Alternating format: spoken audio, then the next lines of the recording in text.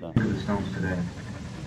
I think it's a lot of hype, you know. I think I like Honky Tonk Woman, and I think Mick's a joke, you know, with all that fag dancing, and I always did. I enjoy him, you know. I mean, I'm going to see his films and all that, everybody else, but sort of really, you know, I think it's a joke. You know?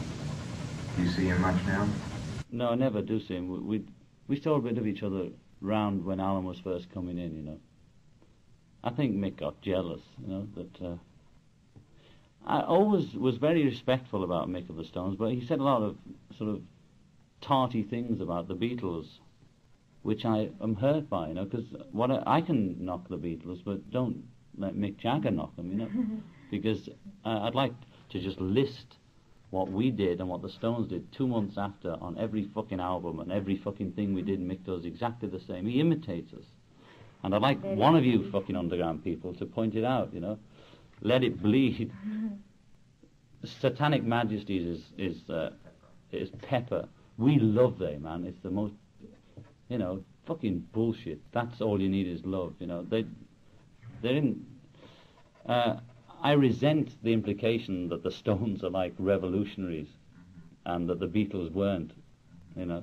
If the Stones were or are, the Beatles really were.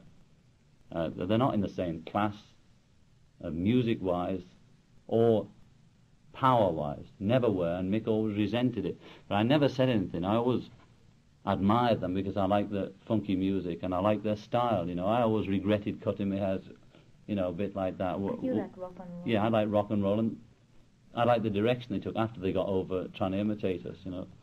But he's even going to do Apple now. He's going to do the same thing and spend. If it happens, he'll do exactly what we did and lose all his money, you know. But he said some. He's obviously so upset by how big the Beatles are compared with him, and he never got over it.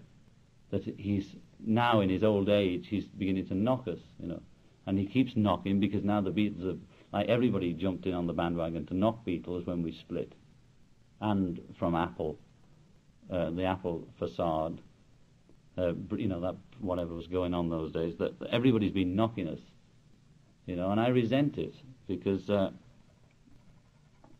even his second fucking record we wrote for him.